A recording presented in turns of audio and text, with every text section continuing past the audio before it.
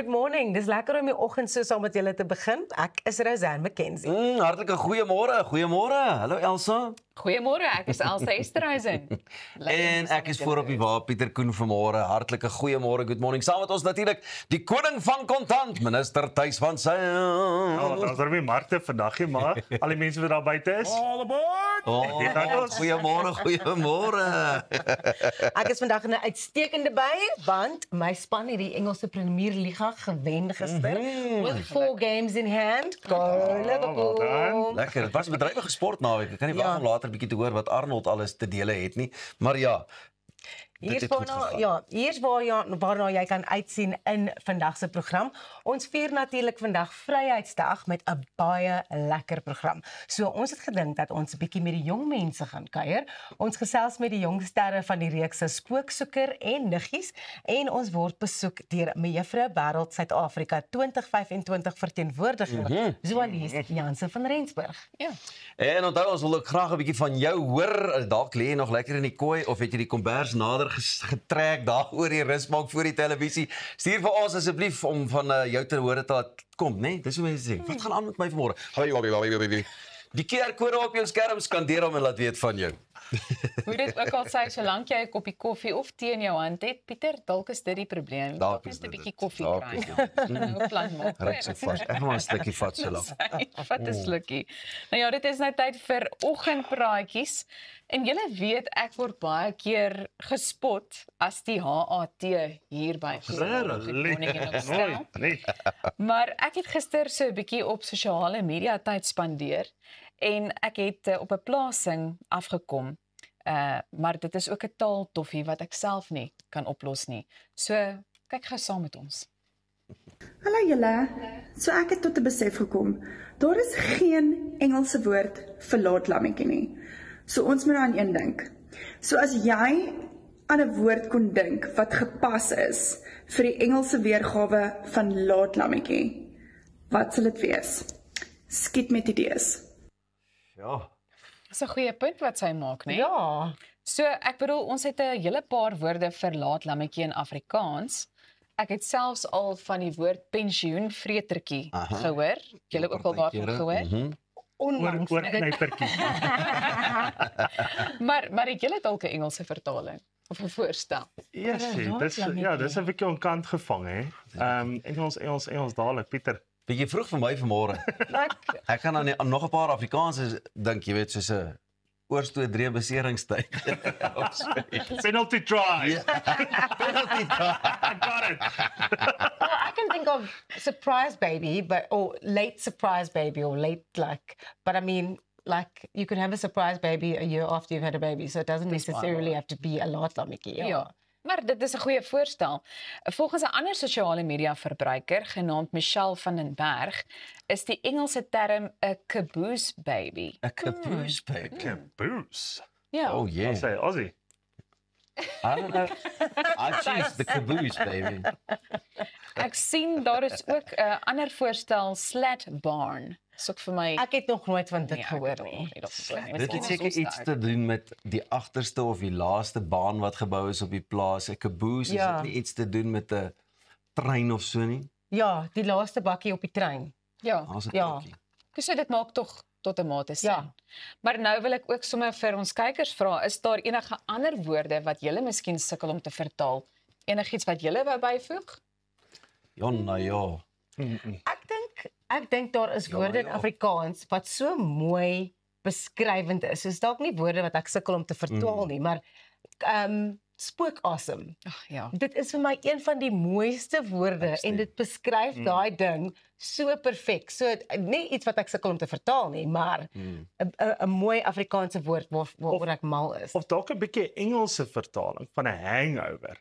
Jy weet terug na Afrikaans toe. Ja, Nie die wat een sal waar ons dit wees? gewoond is nie. Jy weet wat so ander woord is daar vir hangover In Afrikaans. in Afrikaans?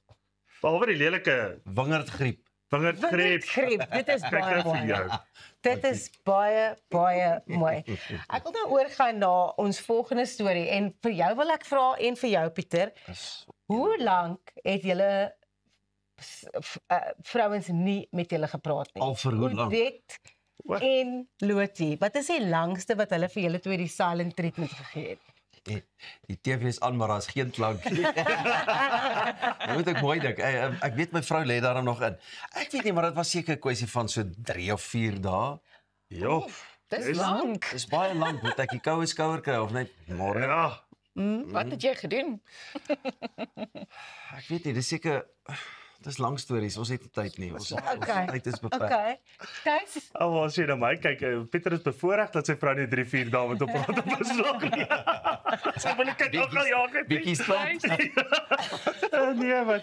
Nee, myne bly nie stil nie, hoor. Okay. Nee, ek hoor dit van die begin tot die einde as daar moeilikheid is en sy herinner my elke 2 minute luister, daar is moeilikheid. reg so. So hierdie storie kom uit Japan uit. 'n Japaneese man, Oto Katayama, het vir 20 jaar nie 'n enkele woord met sy vrou gepraat nie. So die rol is omgeruil nommer 1. Ja, so presies. Okay. They had kids together.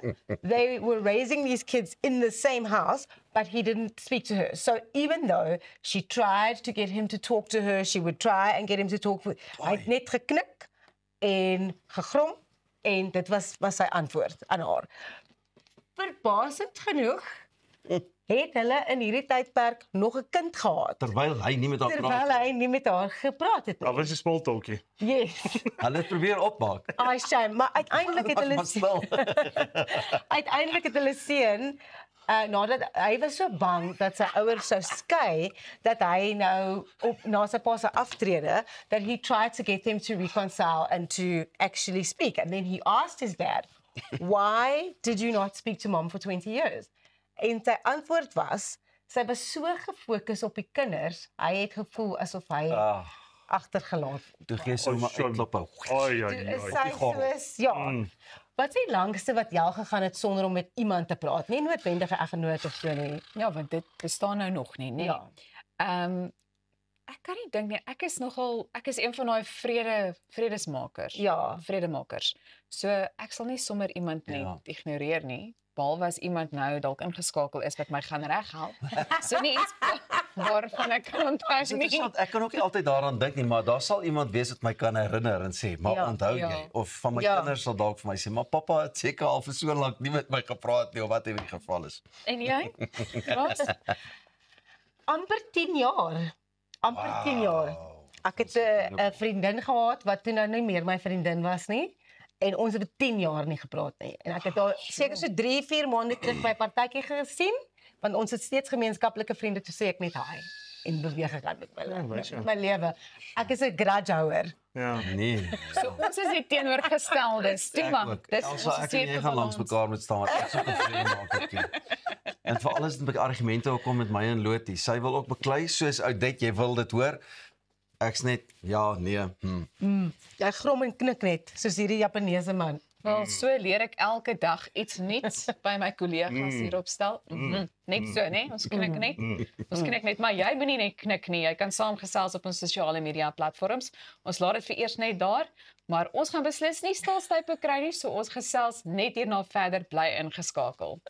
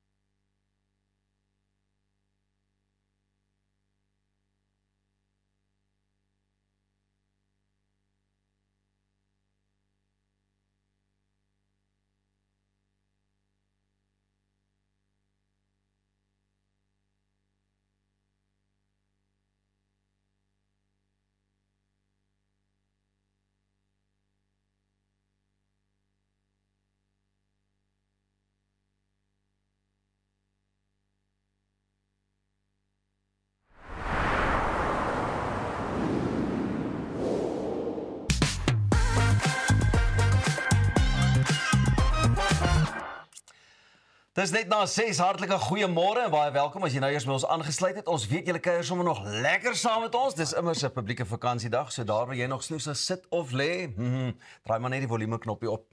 Ek wil nou vanoggend 'n lekker oggendpraatjie voortsit met 'n ietsie ek dink dit is interessant en nogal heel ernstig. Jy weet, net so vinnig baie van ons land se onderwysers hoe dink julle is die stand van vir die onderwysers? Jy weet, hoe verloop die dinge en so aan?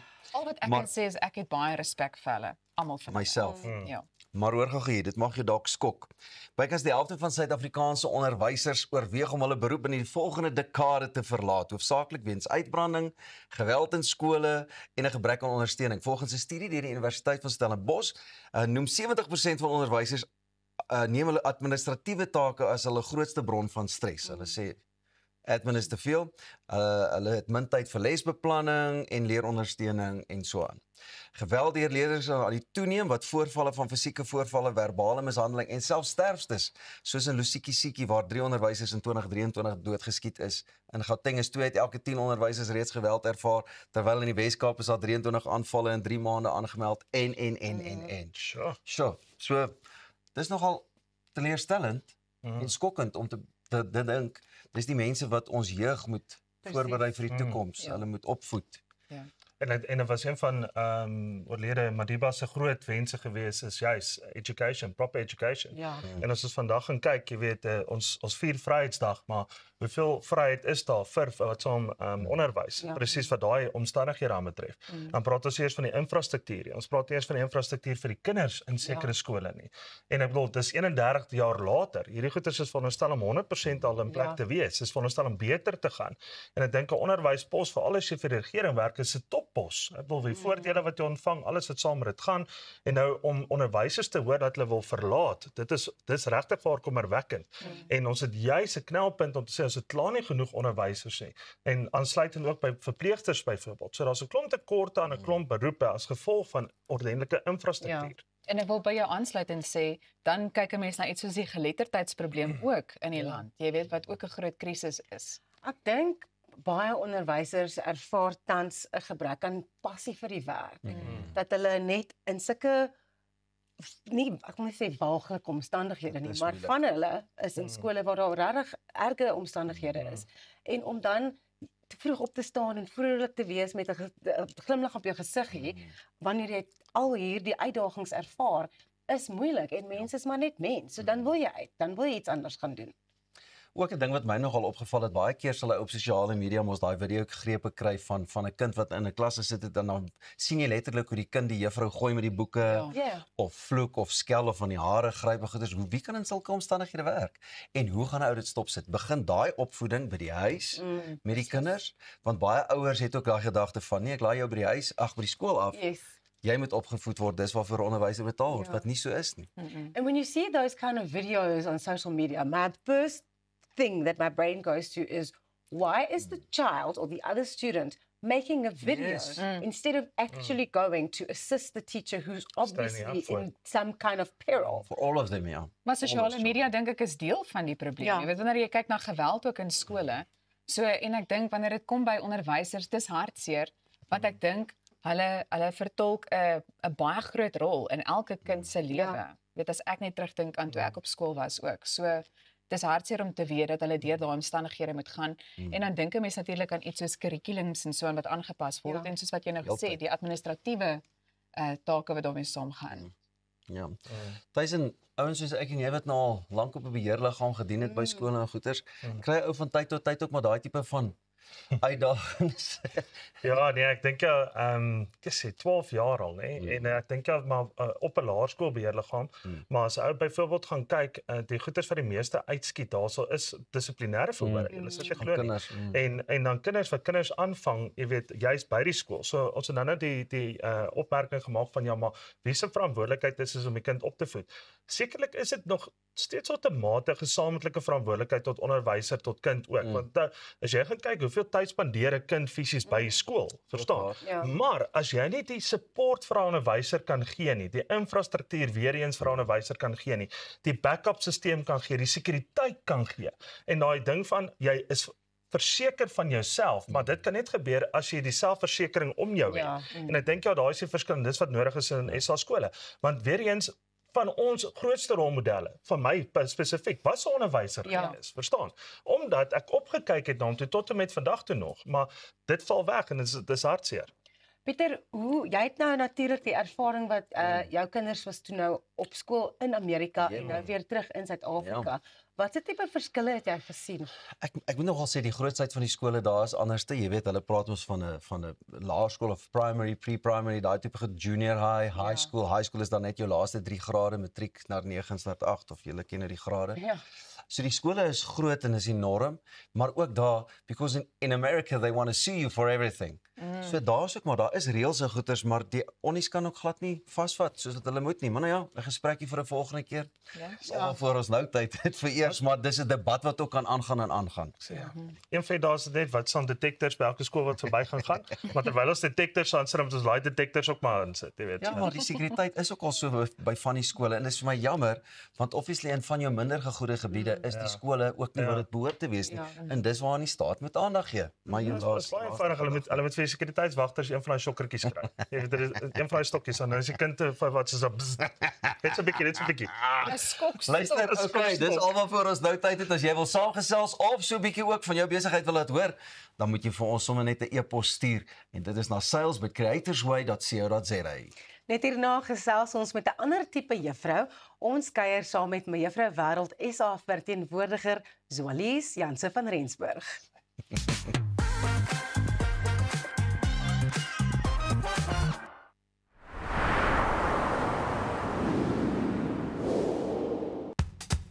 Op pad deur Suid-Afrika, Sleepover Motels is reg waar jy ons nodig het. Van Johannesburg tot Limpopo en selfs langs die Mpumalanga internasionale lughawe.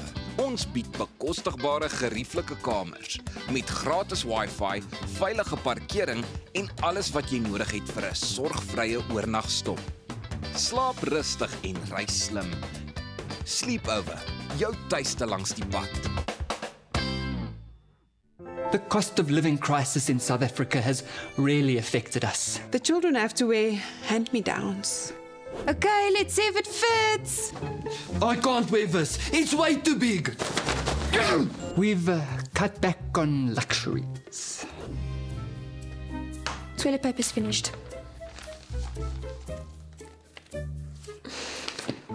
We've even had to improvise in terms of entertainment. Kick the ball, damn it! It's time for my soaps. It's the big wedding episode. Okay, kids, we're changing the channel. All of that, and we struggled to pay our bills. Until we contacted Debt Rescue. They offered us debt consolidation without a loan.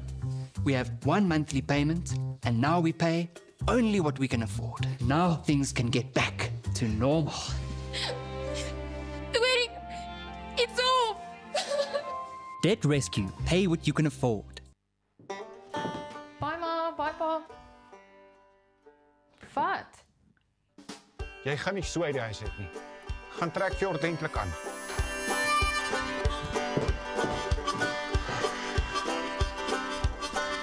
Soek na my valleys, ek wil dans op 'n Saterdag aan. Ek soek Dit lyk beter. Sorg dat jy voor 10 by die huis is. Valley Boutique. Trek iets ordentlik aan.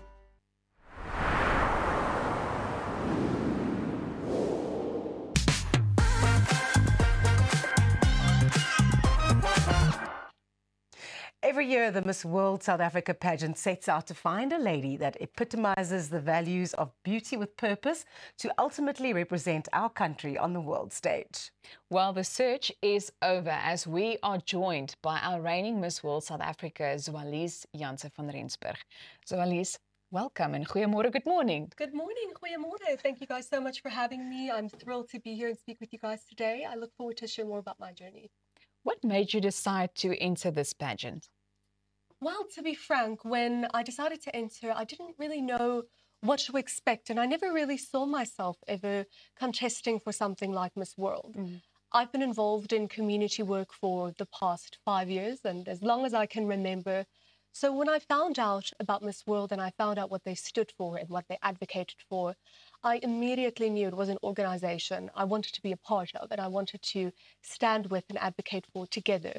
So, you know, that moment when I actually realized that this is my time, this is the time I wanted to enter, I knew my journey had begun because I never really knew what I wanted to do with my life. So I went out into the world wanting to look for a purpose, but instead purpose found me. And I would have never turned back the clock. I would have never changed my decision because standing here right now, I feel so fulfilled and affirmed within my purpose. Wow. So for many of us, our only kind of perception of pageants is from the movies. Like if you think about Miss Congeniality with Sandra Bullock, right? Yes. Is it really like that? Well, definitely not. In many aspects, I think, you know, sisterhood is a big thing I take pride in and love, but Miss World, I wouldn't even consider a beauty pageant. And I say that this is the 72nd Miss World Festival. And I say that it's a festival because it's a celebration of sisterhood, it's a celebration of strength, intelligence and purpose. And I think above and beyond everything, that is what the core of this celebration should be. It's really not about a competition. It's not about being better than the other. It's really about standing together, drawing strength and unity, and advocating for causes that are really close to our heart.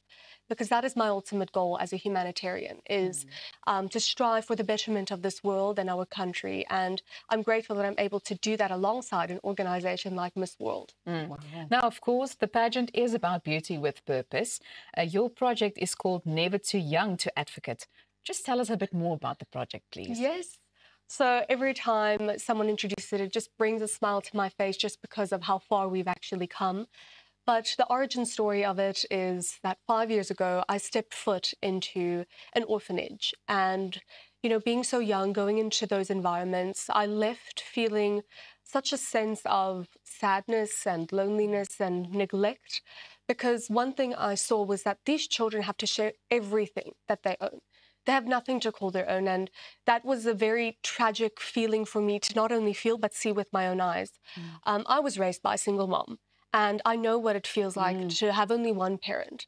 So I could never even imagine, you know, how it might feel like to have none. So that was the birth of the organization, because I wanted to instill a sense of safety and security in the lives of these children. I want to give them something we all have been longing for, and that is a loving family. Like I said, I come from a small family of 3, and to know that I've become a friend to them, a sister to them, has brought such a smile to my face. And we are able to do this through hosting, you know, mental health workshops. I actually go into the orphanages physically, do restorations, and ensure we get donors and sponsors to help us build classrooms, because we firmly believe in the power of education. So if we can instill those values in these children from a young age, they really have a chance to go out into the world and really make a success of themselves. Because irrespective of where you come from, what you do, your background, it is so important to draw strength within your individuality. And when you embrace your authenticity, purpose is inevitable. So that's our ultimate goal, to draw people back onto the path to purpose and to have them celebrate the beauty within their hearts. Wow. Listen, if you've got any questions that you'd like to ask Zualise, you can use the QR code and ask her something or congratulate her or anything. Just let us know and you can chat with us using that QR code on WhatsApp. I wanted to ask you, how does it feel to be crowned? Like, can you describe that moment for us? Oh, wow. This is going to take a lot of description, but it's a feeling you can't really describe. But like I mentioned to you, I didn't really know what to expect. I knew it was going to be a journey of transformation and a journey of growth. But in that final moment, there's such a rush of emotions because your life changes in a matter of seconds. So it was a moment of silence, it was cheers, and it was a nervousness because I knew that if I were, you know, privileged enough to walk away successful, it's not only myself that I represent every single South African person. And at the core of it all, I'm still the same person. I'm still the same girl that lives next door to you. I'm still the girl you can turn to, and, you know, nothing is ever too much to ask for. So that's what I really thought and imagined in that moment. I never want to be placed on a pedestal. I always want to remain, you know, steadfast in my core values, remain, you know, close to my principles because that's the person I am, and I don't want to change because of a crown and a sash. Because I believe that I've been called to live a life of service, and I'm grateful that I'm able to amplify that work through this organization. Wow, so humble. Oh. Yeah. Now, the Miss World International pageant is taking place in India this year, which is very exciting. Very. So I want to ask you, what do your preparations entail? And cultural heritage plays an important role in the Miss World pageant. So what will you be taking as a South African to that international stage? Yes, well, we're very excited to be hosted in Telangana in India. So I cannot wait to experience the rich culture and heritage that they have to offer. But first and foremost, the preparations entail quite a bit of things. Miss World will really test all corners of your talents. They have a series of fast-track challenges such as the head-to-head challenge, the sports challenge, and the top model challenge, just to name a few. And that entails catwalk training, Q&A training. So I really do pay gratitude to all my mentors who have helped me throughout this journey. Truly, they have transformed me in ways that I can't even describe. But one thing that I'm taking with me to India is gratitude for this journey.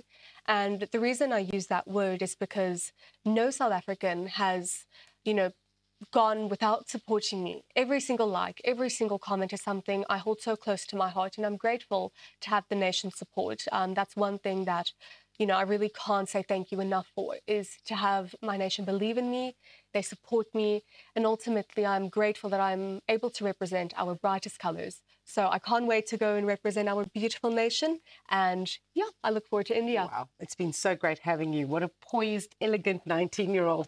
Up next, we have our reigning sport aficionado, Arnold Geertz, with your sports update. Stay tuned.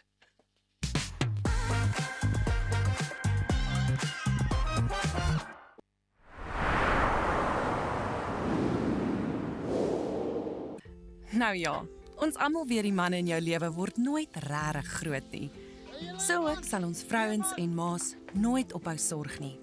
Ophou wonder nie. Is daar voldoende voorsiening gemaak vir eendag? En wie gaan die boedel hanteer? Eksekuteurs, want boedels en testamente is wat ons doen. Besoek eksekuteurs.co.za of kontak jou finansiële adviseur. Eksekuteurs, versekerheid tydens onsekerheid. Kom ons snap na Lettabong Lodge, jou eco-vriendelike paradys in die hart van die Waterberg. Geniet luukse safari tente, bou jaar in ons waterpark of ontspan in ons restaurant. Daar is avonture vir die hele gesin. Van wildritte tot staproetes, daar's iets vir almal. Ervaar die rustigheid van die Bosveld, net 2 uur vanaf Pretoria. Boek nou by Lettabong Lodge, waar onvergeetlike oomblikke wag.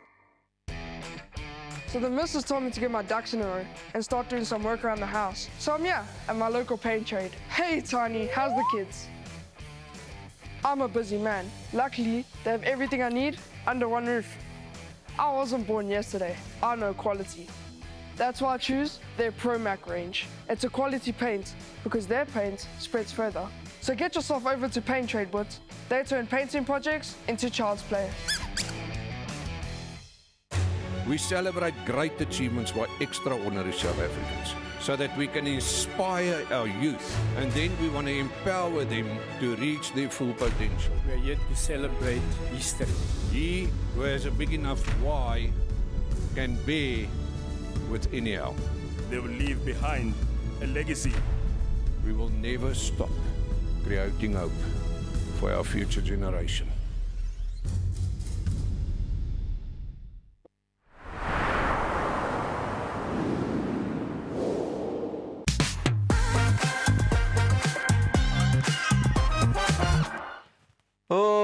En nou met al hierdie pragtige mooi dames wat saam met ons in die ateljee kom kuier tot dusver, is dit nou tyd om 'n bietjie sport te gesels. Saam met ons sportskenner en selfaangestelde voorsitter van die Cheetahs se fanklub, Arnold Geertz. Ek het nie eens geweet ek het promosie gekry nie. Gaan jy nou van so 'n pragtige jong dame na dit? Have you ever? Dit bly pragtig. Ja, nee, dit is. Nie ek nie, sy. Absoluut. Lekker sportnaweek geweest, né? Ongelooflike sportnaweek. So ek gaan die rugby so hier vir die middel hou, maar mens moet daarom net sê, dis nou nie 'n ding wat ek baie oor praat nie, want ek ken hom glad nie goed genoeg nie, maar Liverpool het nou Tottenham Hotspur gister met 5-1 gestoomroller om die Premierskap Liga te wen. En dis die rekordgelyke 20ste Premierskaptitel vir die ouens in rooi. Dit wil gedoen word, maar dis interessant. Arnie Slot se manne teruggestorm nadat hulle teen alle verwagtinge in 'n doel af was en toe uiteindelik teruggekom en toe daai eerste doel ingaan, toe is daar 60,000 mense wat bitter ongelukkig was. En die desibel vlak het so gestyg en gestyg, maar uiteindelik het hulle toe nou 5-1 gewen. Maar hier is die interessante ding. Liverpool kan nie meer deur die tweede geplaaste Arsenal gevang word nie en hulle is nou gelyk met hulle bitter teenstanders Manchester United as die gesamentlike suksesvolste klub ooit in die geskiedenis van die Premierskap Liga. Maar hierdie is mooi want dis hulle eerste een sedert 1990 voor hulle eie aanhangers en ek dink dis nogal interessant want die laaste een wat hulle gewen het was in COVID tyd. Toe was die stadion net omtrent leeg. Slot wat in sy eerste seisoen in Engelse sokker is, dis die eerste keer dat iemand dit doen, die Premierskap Liga met sy eerste seisoen wen en hy moes van Jurgen Klopp oorneem. En ek het dit nog altyd die syndroom genoem dat as jy byvoorbeeld Madiba, hoe neem enigiemand oor as president? Hoe neem enigiemand oor by Alex Ferguson? Maar hier het Slot nou bewys dat jy by 'n legende soos Klopp kan oorneem en jou stempel kan afdruk. Interessant, né? Ja, kyk, dit is. Veral as uit die goal score, het jy die kommentators mos gehoor. Jy weet in Engels is like goal. Maar ons niks soos 'n Suid-Afrikaanse goal wat geskoor word inderdaad. Nee, dit is wonderlik. Dit is beslis so. Dan, jy sal seker baie gelukkig wees. Dis die dat jy kan nie glimlag van jou bekkie afvee nie. Ek is in 'n beter plek in my lewe. Ek weet, en al 4 die Suid-Afrikaanse spanne ook. Ek dink dit is die eerste keer in 'n landruk dat ons volpunte kry in al 4 wedstryde. Die Vodacom Bulle het heel duidelik Vrydag aan die toon aangegee en die tweede helfte was hulle net bloot ongelooflik in die Vodacom Verenigde Rugby Kampioenskap. Daar was dominansie. Johan Goosen het soos 'n generaal gespeel. Dit was wonderlik. En moenie 'n fout maak nie. Jake White se Bulle het nou bewys 5 wedstryde oor see, 5 gewen. Dat nie een van ons Suid-Afrikaanse spanne kan nou meer sê dis moeilik om te gaan reis nie, want hier het hulle nou gewys met die Grand Slam in Ierland en hierdie wen teen die Skotte in Scotstown dat hulle kan enigiets doen wat hulle wil. En nie die Haie of die Bulle het liggewigspanne gespeel nie. Hierdie was the real deal. En met 100% rekords geëindig op hulle oorseese toer en dan die Sharks en natuurlik die ander Suid-Afrikaanse spanne.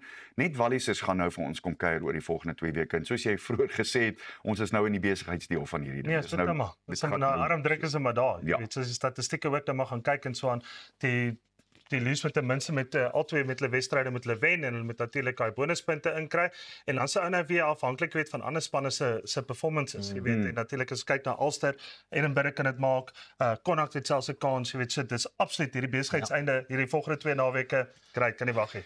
En die Stormers wat hulle self in die 6de plek ingespeel het oor die naweek wat weer eens wys die ding is nie verby tot hy nie verby is nie, maar ek is geïnteresseerd om te hoor jy sê jy het na die statistieke gaan kyk. Wat het jy gaan kyk en wat het jy daarin gesien? Ja, hy gaan kyk statistieke net om seker te maak. Moet ek nog rugby kyk? Ja. Ek dink dit is baie belangrik, maar ek dink as ons gaan kyk die spanne wat veral nou piek is natuurlik nou die Stormers en die Bulle. Is ons maar daarna gaan kyk. En moenie Sharks weggooi nie. Ek dink die Lions het baie vinnig gepiek in die begin van die seisoen en nou is hulle half agter. En as maar as gekyk die ander spanne baie stadiger begin, maar jy kan nie 'n beter tyd vra vir 'n final wat byvoorbeeld potensieelik dalk 2 Suid-Afrikaanse spanne kan wees nie. Want jy gaan 'n Suid-Afrikaanse span gaan wat gaan met toer daar wen en terugkom en byvoorbeeld dan op lofte speel. 'n Major local derbies Stormers Bulle. Onthou ons het dit in Super Rugby gehad 1 jaar wat fantasties was. Jy weet die week voor die tyd ons gaan die kampioene wees. Ewe skielik is die Sharks ons. Dit nogal baie interessant kan wees. En dan die laaste ding wat ek net moet kyk, daar is soveel die gister se IPL wedstryde weer eens Ryan Rickleton wat ongelooflik was by die kof, 'n hele paar Suid-Afrikaners, maar ek is 'n maratonatleet en ek moet hierdie net noem Elroy Galant van Potchefstroom, 38 jaar oud gister, die Suid-Afrikaanse maratonrekord met amper 1 minuut verbeter, Gerthuis se rekord van 2004 af. En eerlikwaar, dit was 2 ure 5 minute en 36 sekondes, die eerste Suid-Afrikaanse man wat onder 2:06 kan hardloop. Dit was in die Hamburg marathon in Duitsland en dit beteken ook dat hy vir die wêreldkampioenskappe in Tokio in September kwalifiseer. Maar dis 'n grootte hierdie. Hierdie is so groot soos dit word. Die interessante ding is nou dat die wêreld se standaarde het soveel verbeter wat atletiek aanbetref En dis 'n debat vir 'n ander tyd. Ek het vir ons 'n gas so oor 'n paar weke uit Ierland uit wat praat hieroor en wat hy sê. Maar die een punt wat hy vir my gemaak het op radio so rukkie terug was, iets het geskuif in atletiek. Iets is nie lekker nie. Dis nie net die skoene nie, iets is iewers nie lekker nie. En die standaarde het soveel geskuif dat dit moeilik is vir atlete om te kwalifiseer vir 'n wêreldkampioenskap en vir die Olimpiese spele. So as dit ware maak jy die elite, die room daar heel bo, veel kleiner. En dis 'n probleem. Byvoorbeeld Frankryk, Elroy sal nie kwalifiseer vir hulle Olimpiese span met hierdie tyd nie. En dis een van die vinnigste tye van die jaar tot dusver. Dit is 'n probleem. So met ander woorde, jy maak dit moeiliker vir topatlete. En die groot ding hiervan is, iewers, kyk een of ander seentjie, 12, 13, 14 jaar oud na hierdie, wat begin padhardloop het en gesê het, wel, as Elroy geland 205 kan hardloop, dan kan ek dit ook seker oor tyd doen. So, jy bou nie 'n legacy vir jonger atlete as daai topatlete se venster kleiner en kleiner en kleiner word nie. Dis baie interessant. Maar hoe gaan 'n ou dit reg kry? Jy sal moet standaard Pieter jou beheer wat topatlete daarbo aanbetref. Sal jy moet sterker vasdraai. Daar's mense wat vingerwys vir wêreldatletiek se grootpa Seb Coe. Daar is beslis iets wat nie lekker is nie. Ek kyk so gereeld na 'n prokureur van Dallas wat mense help om te kommunikeer en hy sê as dit nie lekker ryk en voel nie, dan is dit nie. Die eerste ding wat jy dan moet sê is something is off. En something is off hierso. Iets, dit kan nie net die carbon skoene wees nie. Daar moet ander dinge wees wat hiertoe bydra dat ek dink ons het tot dusver hierdie jaar, as ek reg onthou, 11 wêreldrekords. Net hierdie jaar. Ja, dis fantasties. Ons is aan die begin van Mei. Iets is nie lekker nie. Daar is duidelik iets in die water. Nee, baie lekker gewees. Baie dankie dat jy weer die sport met ons kom deel. Dit is tyd vir verdere sports hier op Goeiemôre, Good Morning. Onthou julle kan ons sosiale media gaan volg, gaan like en allerlei lekker dingetjies doen. Skandeer die QR-kode en gesels saam met ons net hier op Goeiemôre, Good Morning. Ons kuier net hierna verder.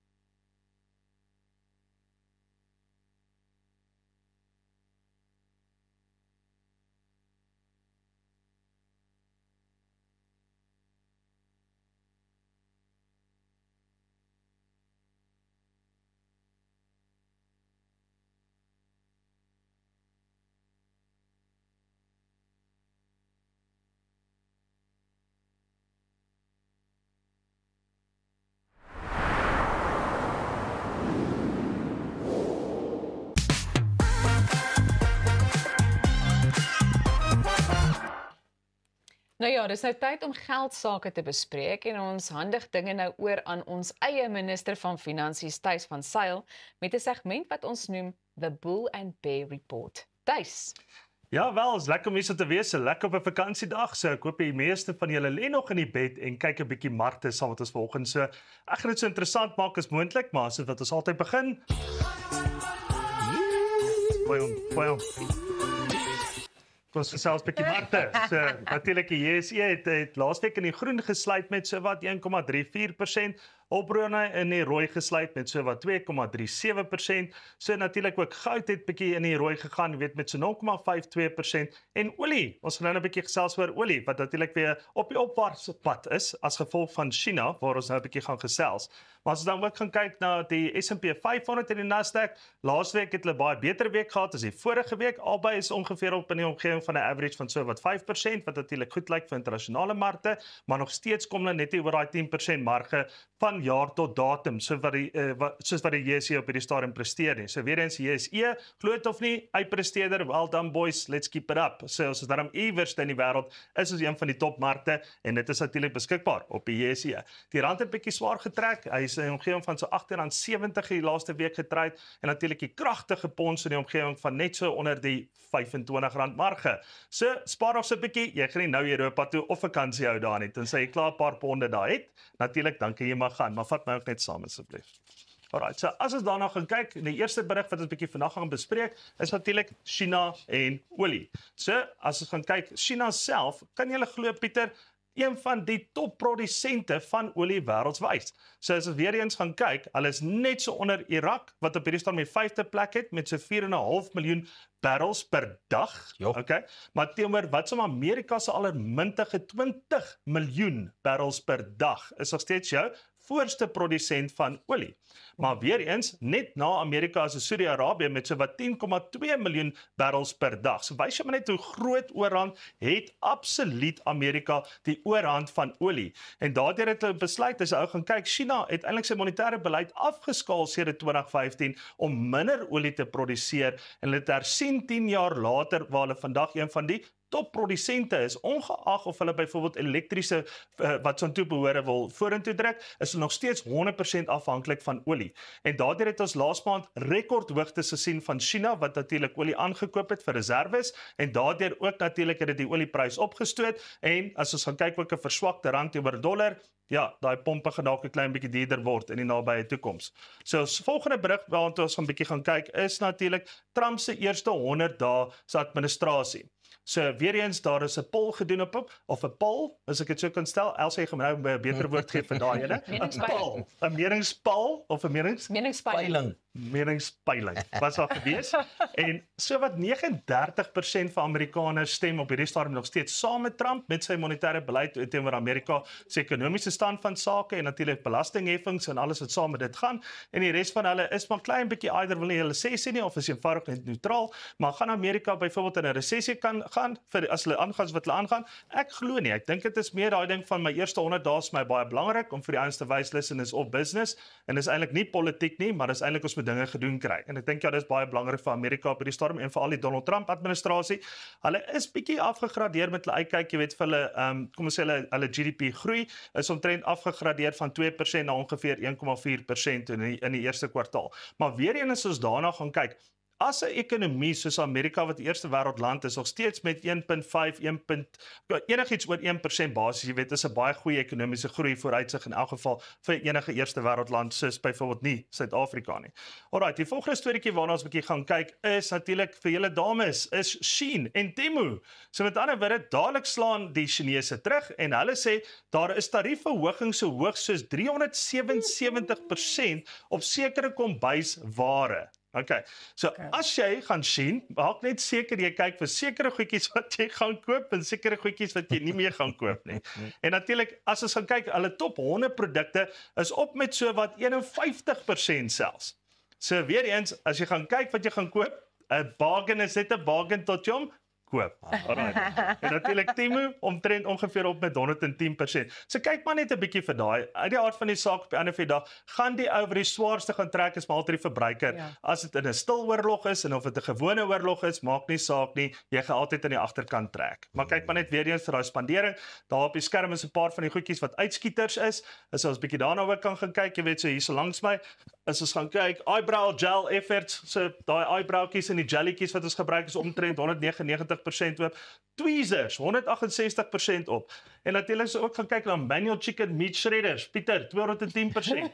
En natuurlik Pieter vir jou ook daai wax. Alright, daai wax strips en wax wipes 205%. Pieter, jy gaan vir jou 'n supplier moet kry, my vriend. Anders is dit wax on wax off vir jou pel. Alright, so dit is van my kant af, van hierdie kant af. So ek het nie heeltemal voorberei soos wat ek wou nie, want die markte maak nie oop vandag nie en ons gaan lekker rus. So geniet jou rusdag in elk geval en dan môre dan sal ons weer 'n bietjie gesels, jy weet, oor finansies en waar ons staan. En natuurlik donderdag, dan kyk ons op wins en verlies, dan sal ons 'n bietjie die markte weer saamvat en 'n paar aandele uitwys ensovoorts. Harde werk wat vir jou voorlê.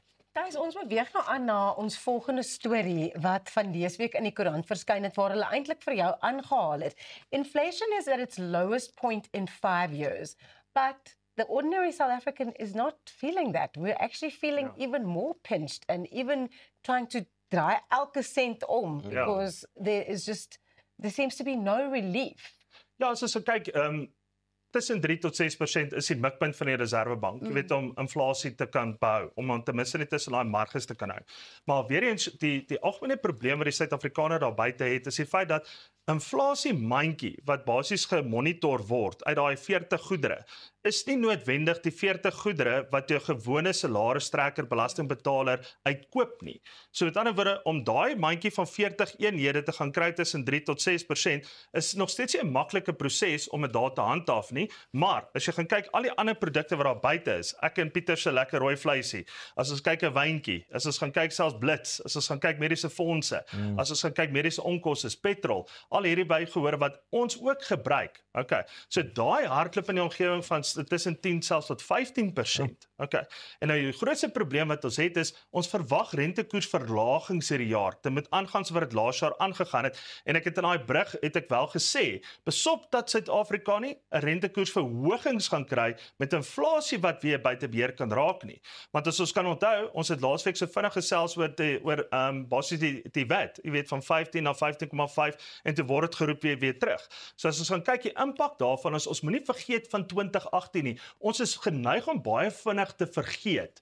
2018 het ons wel gegaan van 14% na 15%. Hoe kan julle dit onthou? So ons is geneig om goeders te vergeet.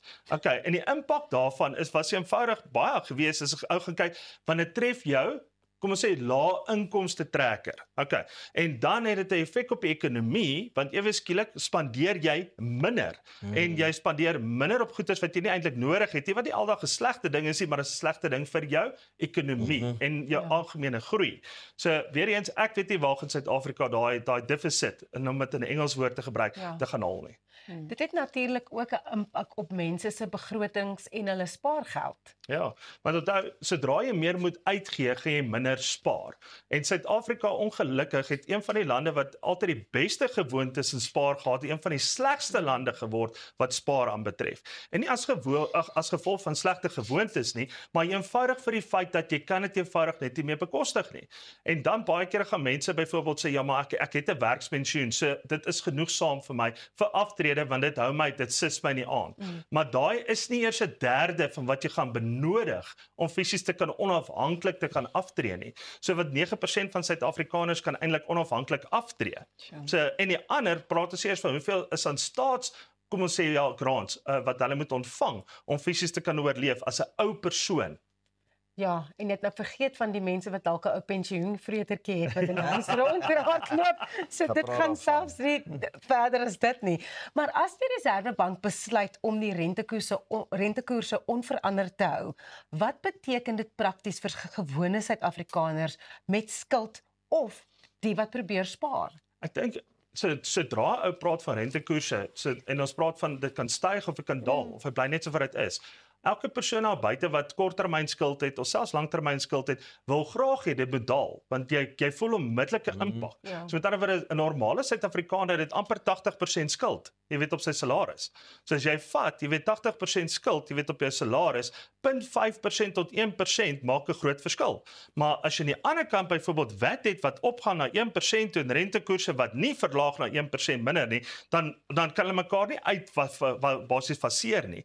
Maar nou is dit nog steeds daai risiko van waar gaan Suid-Afrika daai geld bekom. So al kry ons rentekoersverlagings, dan is dit nog steeds goed. Maar ek sê altyd vir die mense, as jy gewoond is aan 'n sekere inkomste, dit wat jy minder kan spaar of wat jy nie hoef uit te gee nie. So juis, as jy daai rentekoersverlaging gehad het, is jy veronderstel om seker te maak jy vat eintlik daai geld en jy gaan sit dit weg.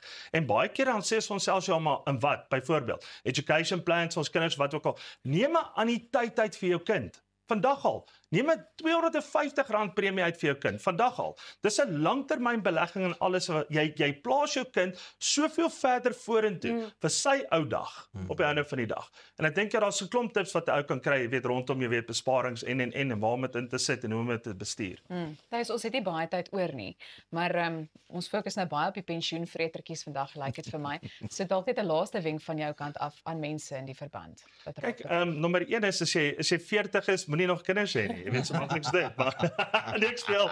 Asseblief vergeef my vir daai ene. Natuurlik mag jy nog kinders hê, maar ek dink wat baie belangrik is in vandag se tyd is jy as ouer moet klaar begin beplan vir jou kind. En om in daai tradisie inkry van dat hy geld verstaan van die begin af. Wys hom 'n werk 'n kredietkaart en afbetalingsreëlings. Dit klink vir my na baie goeie raad. So ek wil net jou daaraan herinner dat indien jy by Goeiemôre Good Morning wil adverteer, jy gerus 'n e-pos na ons toe kan stuur by sales@creatorsway.co.za. Bly ingeskakel want net hierna gesels ons spookstories met die ster van spooksoeker Rico Immelman.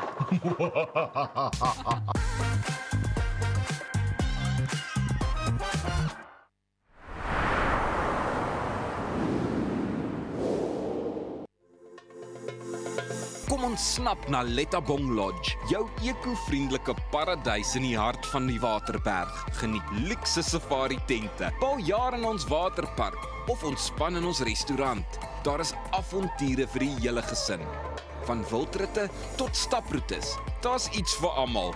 Ervaar die rustigheid van die Bosveld, net 2 uur vanaf Pretoria. Boek nou by Lettabong Lodge, waar onvergeetlike oomblikke wag.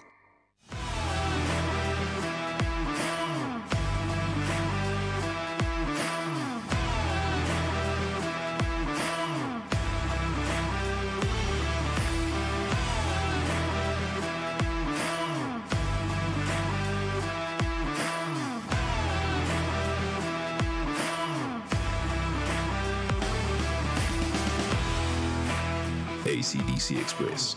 Everything electrical.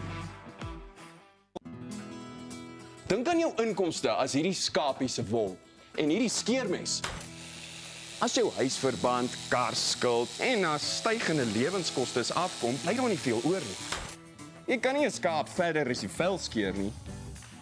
Moenie dat skuld jou keel afsny nie. Kontak Skuldhulp vandag en ons sal namens jou met jou krediteure onderhandel om jou bates en waardigheid te beskerm. Skuldhulp, Afrikaans, regverdig, professioneel.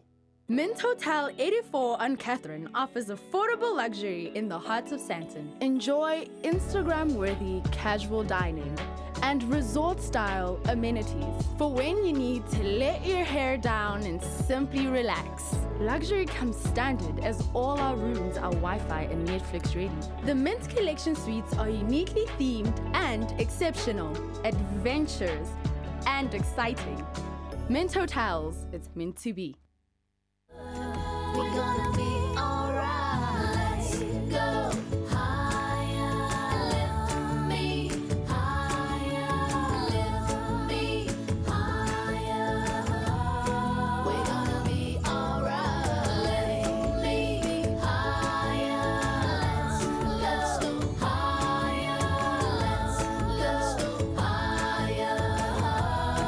We're gonna be alright.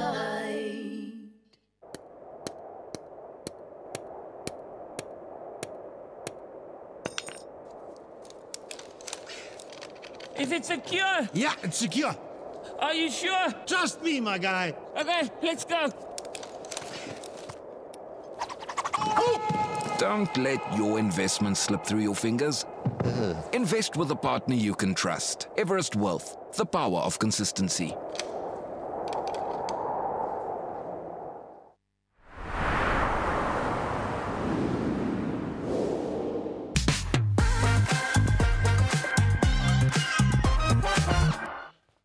Gebaseer op die boeke deur die bekroonde skrywer François Bloemhof, 'n spooksoeker die opwindende Showmax-reeks wat handel oor tiener Warno Alberts wat meer gekry het as waarvoor hy gewens het op sy 15de verjaarsdag. Ons kyk nou gou vinnig na die lokprent.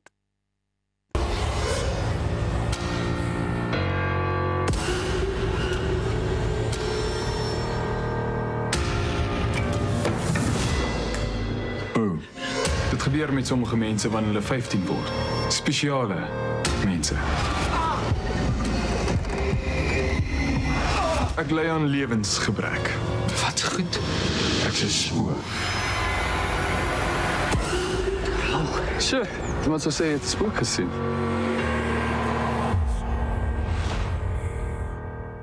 So, lekker spooky, so vroeg in die oggend. Pieter gesels nou met die jong ster wat die rol van Baldo vertolk, Rico Immelman. Rico, hartlike goeiemôre, good morning. Good morning, goeiemôre. Jy lyk lekker vars op hierdie Ja, nee, maandagoggend. Ja. Eerste vraag is glo jy in spooke? Nou dit is 'n vraag wat ek nogals baie kry.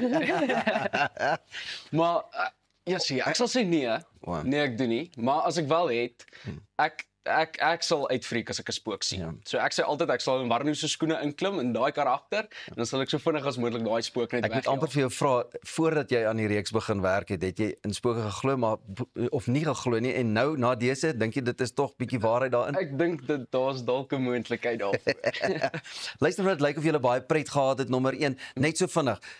Net so kortliks, wat jou agtergrond? Jy nog op skool? Swat jy al? Waar kom jy vandaan? Ja, so ek is nog op hoërskool. Ek's by Hoërskool Noordewald. Ek is Noordries bo. Ja, so ek maak my laaste jaar nou klaar. Ons begin amper met die eindeksamens. En ja, dan kan ek voltyds doen waarvoor ek lief het.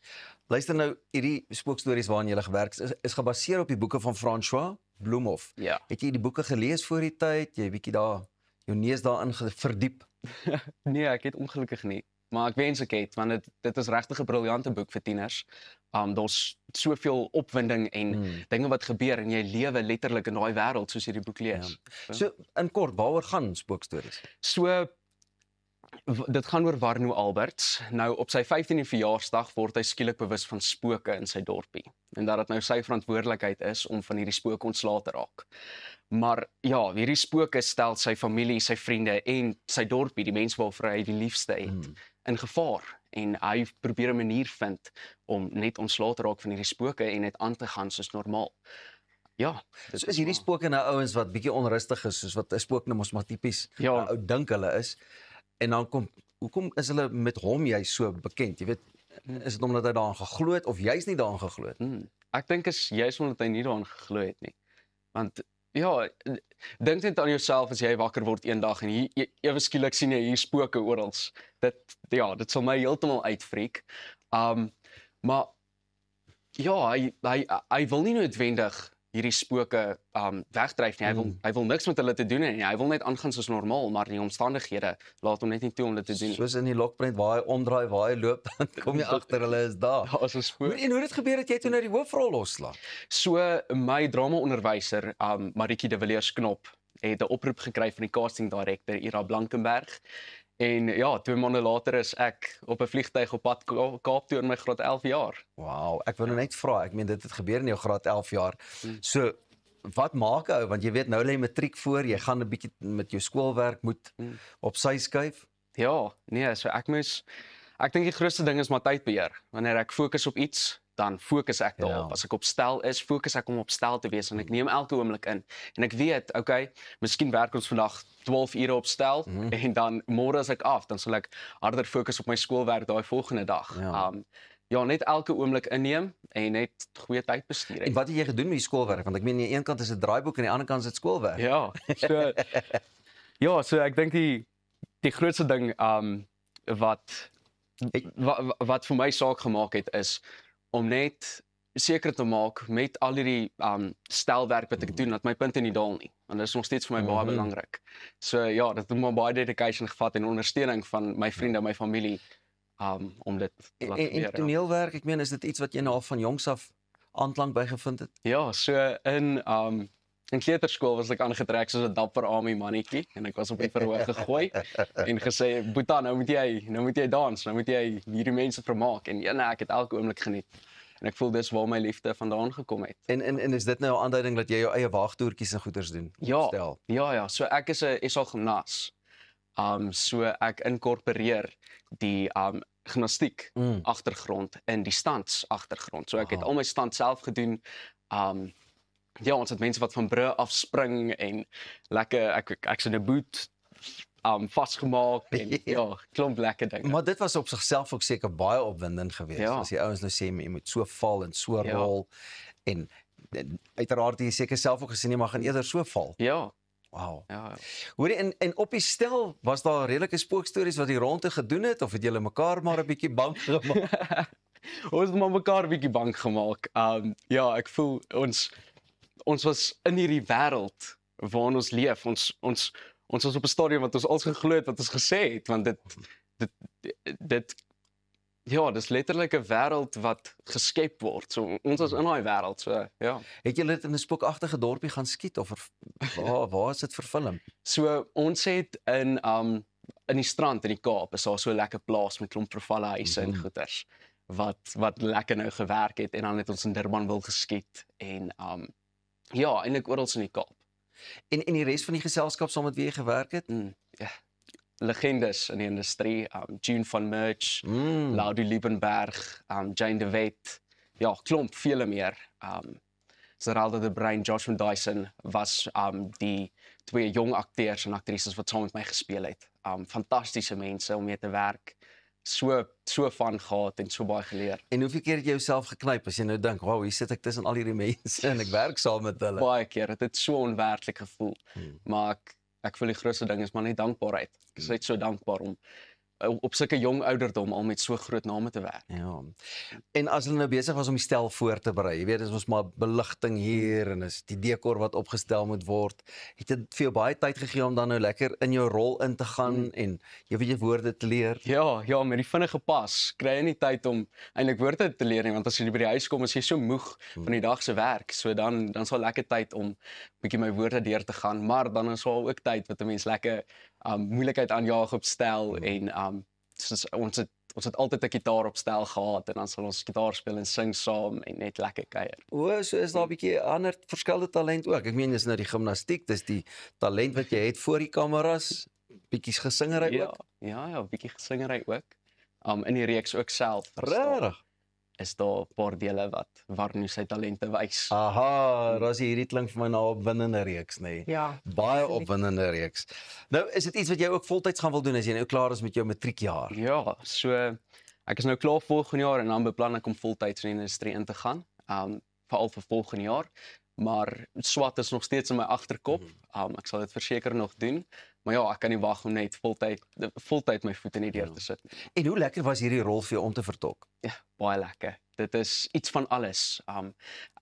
Daar's so lekker avonture betrokke en net om in 'n ander karakter in te klim is net iets wat mense nie kan beskryf nie. Nou begin jy seker ook wonder, ek sal daarvan hou om 'n rol soos hierdie te kan speel of dit te kan doen.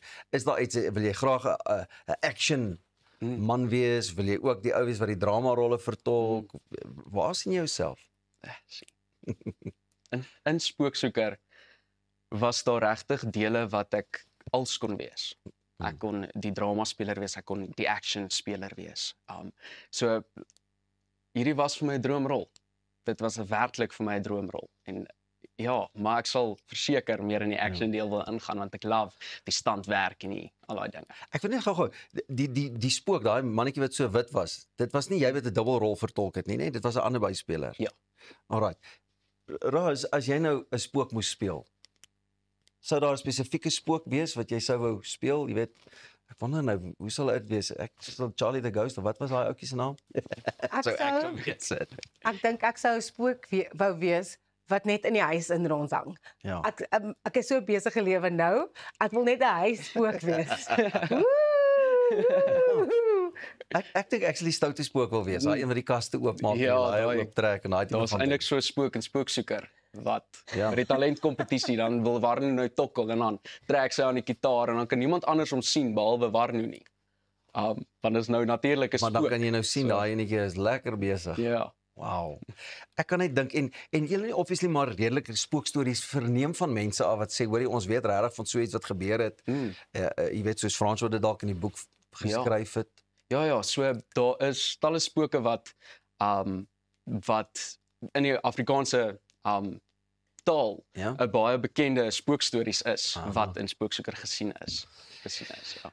In Pretoria is daar heelwat plekke wat lekker spook. Ek weet daar's onder andere 'n spookbus waartoe jy kan gaan. Ja. Hier by Goeiemôre, Good Morning in die studio was daar al 'n paar spooke veral in ons eerste week. Yes. Wat baie stytig was. Die dinge. Waarna sien jy uit? Wanneer kan mense na hierdie reeks kyk? Waar kan hulle dit beloer? So daar's 13 episodes op Showmax om te geniet. Ja, dit is regtig 'n ervaring vir mense om dit te kyk en hulle lewe net in 'n fantasiewêreld. So as jy niks het om te doen wat hierdie vakansiedag aanbetref nie, hulle noem dit mos binge. Nou kan jy lekker voor die TV inskuif en dan kan jy net na Goeiemôre Good Morning gaan kyk na spookstories. Man, dit was nou baie lekker. My ou vriend en ek kan nie wag om jou weer te sien en meer van jou te hoor en te sien so voor die kameras nie, Mariko. Sterkte en ons sien uit daarna om saam met jou die spookstories te gaan beleef. Ooh, dankie vir die kuiertjie, hoor. Baie dankie. Pieter praat nou so lekker van binge watches. Een van my gunsteling Afrikaanse woorde is vraatkyk. So Elsa gaan baie trots wees op my. Dis al waarvoor ons nou tyd het. Net hierna leer ons hoe plastiek herwin kan word om rolstoele te maak. Onthou om ons te gaan volg op sosiale media platforms @Goeiemôre Good Morning.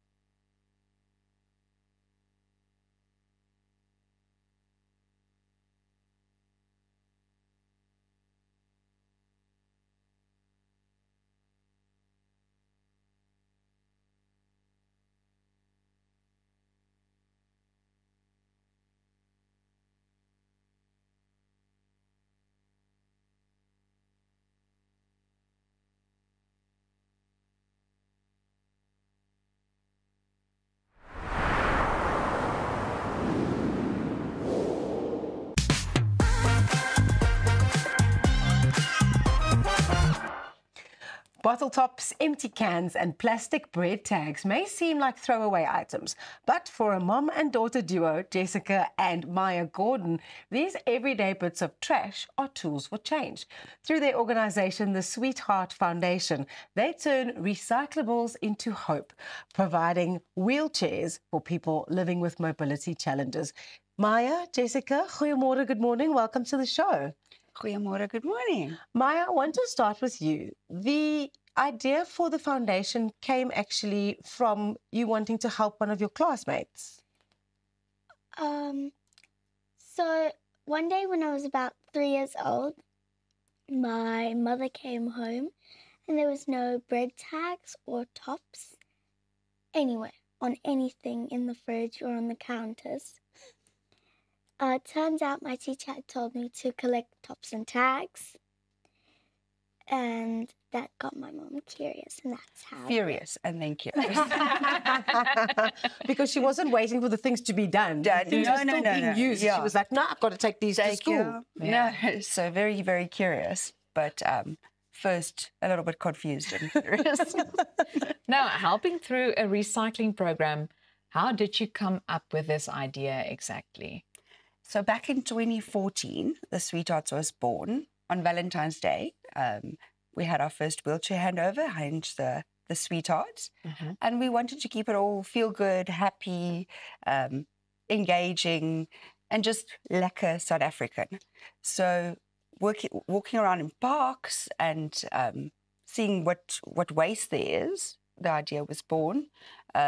Your waste entrepreneurs, we don't want to take away, we want to add. So we saw all the bottle tops and bread tags all lying on the ground, whatever. And we're like, well, it's the same plastic as the bottles. So we started investigating and we started selling, and then we got enough money to buy wheelchairs. So we had a need for a wheelchair back in 2014 as well, and that's Dora Williams was our first beneficiary. And she got a really, really cheap wheelchair. It took us a long time to collect enough tops and tags. But yeah, the idea was born, not taken away. And how do we help Dora? So you need 450 kilograms of plastic recyclables to get one wheelchair funded. So how do you go about it? How do the recyclables end up paying for a wheelchair? Well, 450 kilograms is a good place to start, but you need a lot more to fund a wheelchair. Okay. A lot more. So we work on a national volunteer basis where we've got Sweethearts all over the country collecting tops and tags. What makes us very special, I think, is we do bespoke wheelchairs. So you and I, maybe the same size, needing different wheelchairs.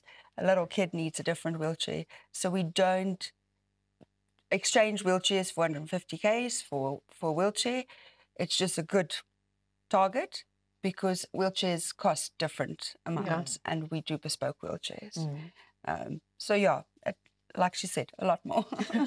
And how do you get communities to join in and learn about disability? Well, kids like me, we talk about it, obviously. We love to gossip. So the word gets spread very easily. Yeah.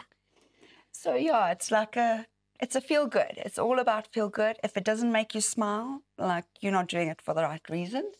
So it's kids sharing. It gets born through that. We've got wonderful partners like Iwasa and Aquazania helping us spread the word with their and support. And otherwise, yeah, word of mouth. Volunteers. And gossip, apparently. Lekker skinder. Goeie skinder. So you mentioned a bit earlier, Jessica, the wheelchairs are bespoke. So different wheelchairs for the different kids that need them. How do you identify what a specific child with mobility issues could need in terms of a wheelchair? So that's where our other partner, our very, very local partner, CE Mobility comes in play. They help us assess all our beneficiaries and then give us a quote, and we know how much we have to raise for that beneficiary, because they take in considerations area of location of living, favorite color, growth expectations, all of that, and they build us beautiful wheelchairs. Yeah. And you've mentioned that you've got sweethearts all over the country, but how can people get involved and why should they? Well, first of all, if you see a piece of trash, pick it up and throw it away. Collect tops and tags and donate them. Like you. Yeah. So why should we get involved? Why not? Yeah. I mean, it's not going to cost anybody anything. It's a piece of trash. So please do get involved. And yeah, to find your closest collection point, go to sweetheartsfoundation.org. As easy as that. This is the most amazing project. How does it make you feel that you and your mom have started something so cool? Well, it makes me feel really happy that we can give so many kids mobility that they've never had. And it just puts a smile on my face every time that I hand over a wheelchair to somebody. Wow. And it puts a smile on everybody's face. It does. It does. And we would like to say thank you with Sweetie Jars today. Thank you for your time. Thank you. And thank you for having us. Thank you. I think we should also become sweethearts. I think now this is going to remind us to now be you are sweethearts. sweethearts. We Yeah, are officially. Thank Thank you so much for joining us, Jessica and Maya Gordon from the Sweetheart Foundation. Thank you. Nou bly ingeskakel want net hierna praat ons met een van die jong sterre van die reeks Niggies. Bly net waar jy is.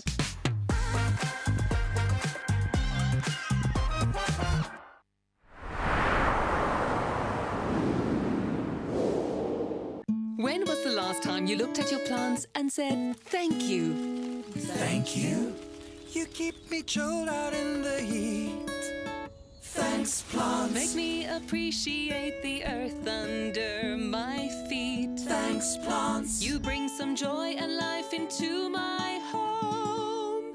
And you're more affordable than expensive art, but just as beautiful against my wall. Thanks, plants. You're a reason to say, hey, thank you, plants. And add some vitamins to my plate. Thanks, plants. You're a get out of jail free card when I had one too many at the bar. Thank you, plants. And on top of everything, you even clean my air. So thank you, plants, for always being there. We as Stark Airs and Plantland say, thanks, plants.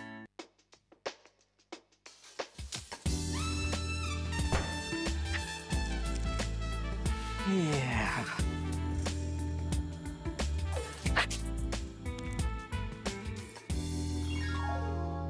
Marikie. Ja? Wat dink jy? Ek dink ons moet dit in die kombuis doen.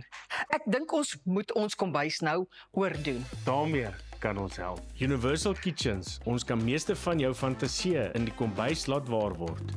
Innovering, verandering en groei is gewoonlik sinoniem met sukses in die korporatiewe wêreld. By Van Bont Groep Beperk glo ons egter dat sekere goed dieselfde moet bly, soos integriteit, betroubaarheid, konstantheid en 'n omgee vir jou medemens. Dit vorm 'n sterk fondasie wat die sukses kan behartig en as ons omgee vir mense, sal ons mos omgee vir jou hardverdiende geld ook. Verdien goeie rentekoerse wat saam met jou kapitaal gewaarborg word. Van Bont Groep Beperk, sukses met 'n hart.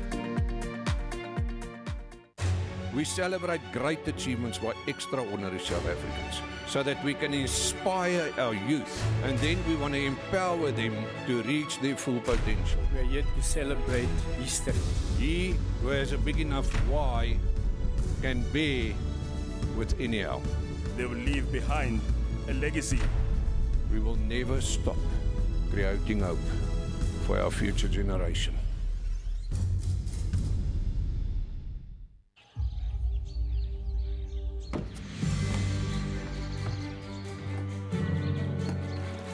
Investing in anything worthwhile takes dedication. It takes patience.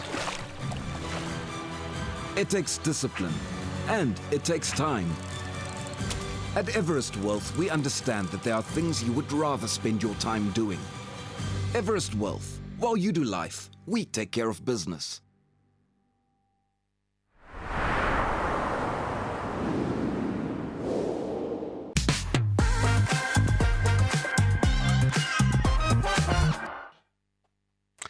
Goeiemôre, good morning. Die reeks Nuggies is op die ware gebeure gegrond en speel in 2 tydvlakke af. Een in 1966 toe die Nuggies Isi Fourie en Petro vermoor is en ook weer in 1984 wanneer Isi se broer Andrei alles in sy vermoë probeer doen om uit te vind wie daarvoor verantwoordelik was. Ek gesels nou regstreeks met akteur Jan Roos Steenkamp wat die rol van jong Andrei in die reeks Nuggies vertolk. Andrei, hartlike goeiemôre, hoe gaan dit met jou? Dit gaan goed en self. Lekker man, ek is baie bly jy is so vroeg saam met ons hier. Nou vertel gou vir my, hierdie was jou heel eerste rol, hoe het jy dit losgeslaan? Dit was, so ek het laas jaar gesê ek wil op TV wees. So ek het uiteindelik by 'n agentskap aangesluit. En so het ek deur my agent 'n audisie gekry en ek stuur die video-opname in en so 'n paar maande later toe hoor ek terug van hulle en toe kry ek 'n tweede ronde vir audisies. Ja, en toe nog 'n rukkie na dit hoor ek het hom gekry.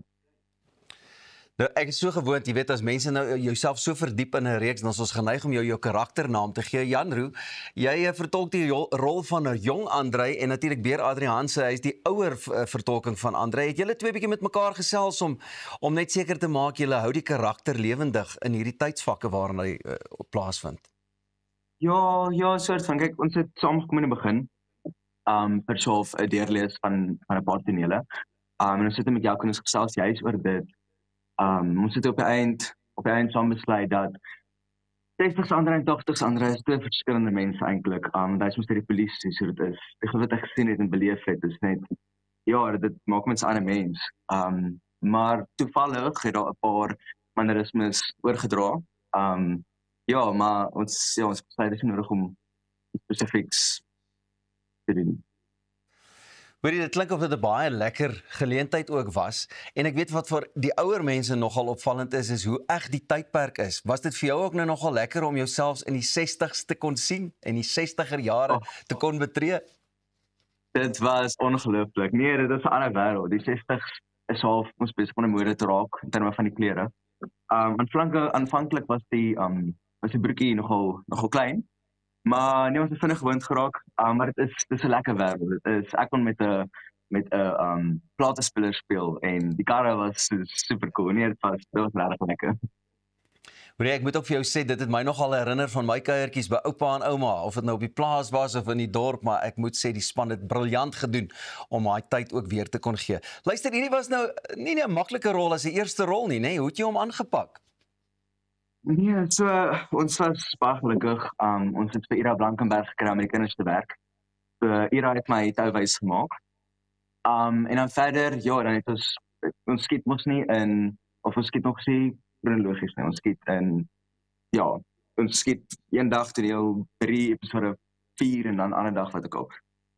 So nee, ek het daarom my nooit 'n bietjie gehad dat jy net kan koppe waar jy emosioneel is in die storie. So ek dink dit het baie gehelp, maar verder ja, op stelkens deur die goed hardloop met mekaar gesels, so ja, so baie van dit kon ons op stelk gedoen het, maar ja.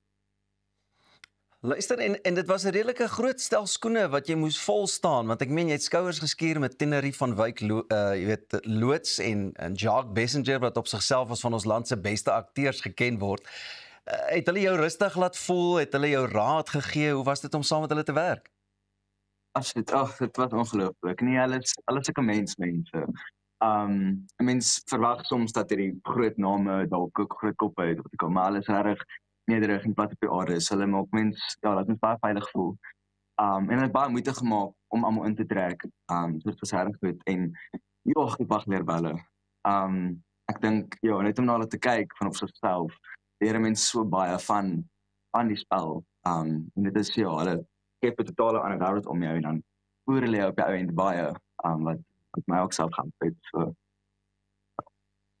En die grootsheid net daarvan, ek dink jy moes jouself ook, soos wat ek nou ook vir Rico gevra het, hoeveel keer het jy jouself geknyp om te sê, hier sit ek nou tussen al hierdie groot bekende name en ek sit op stel en hierdie is my eerste rol? Absoluut, ja. Nee, dit is surreal. Ek dink nog nie in, dit is, ja. En het jy gedink dat hierdie reeks so suksesvol sou wees en dat mense soveel nie net daarna gaan kyk nie, maar ook daaroor sal skryf en praat? Ons het regtig so gehoop. Ek dink mens weet nie in die begin nie. Ons kon sien ons is besig met iets ongeloofliks. Almal het regtig hard gewerk en almal was regtig doelgerig. So ons kon sien ons is besig met iets moois.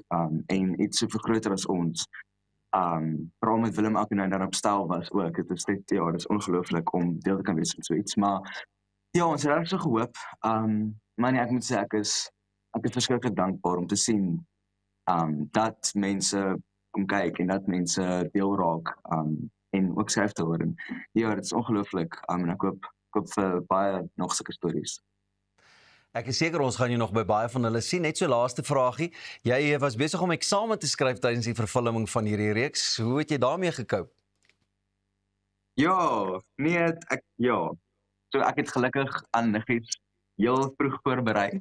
So ek hoef nie in die aande voor my tonele te stres daaroor of te leer of iets nie. Maar ek het wel vroeg die oggend ingegaan skool om eksamen te skryf. En dan skryf ek my toets en dan gaan ek weer stel toe en dan gesels ek eers met almal op stel oor hoe die toets was en ja, en dan skiet ons maar 10, 11, 12 ure 'n dag en dan kom ons maar terug by die huis en dan Net sien jy het hom gemaak. Ons het ongelukkig nie meer tyd nie, maar baie dankie en baie sterkte. Kyk gerus vir niggies. En onthou, jy kan saam met ons ook kuier en adverteer. Stuur net vir ons die e-pos by sales@creatorsway.co.za. Ongelukkig alwaarvoor ons tyd het vanoggend. Ek hoop jy spandeer jou dag sommer te heerlik saam met al jou geliefdes.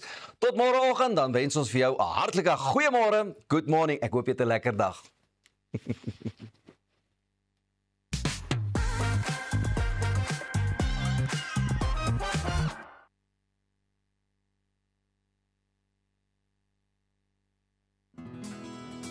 Dink aan jou inkomste as hierdie skapie se wol en hierdie skeermes. As jou huisverband, karskuld en as stygende lewenskoste afkom, bly daar nie veel oor nie. Jy kan nie 'n skaap verder as die vel skeer nie. Moenie dat skuld jou keel afsny nie. Kontak Skuldhulp vandag en ons sal namens jou met jou krediteure onderhandel om jou bates en waardigheid te beskerm. Skuldhulp, Afrikaans, regverdig, professioneel. Op pad deur Suid-Afrika, Sleepover Motels is reg waar jy ons nodig het. Van Johannesburg tot Limpopo en selfs langs die Mpumalanga internasionale lughawe.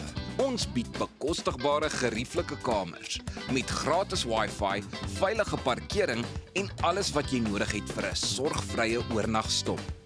Slaap rustig en ry slim. Sleepover, jou tuiste langs die pad.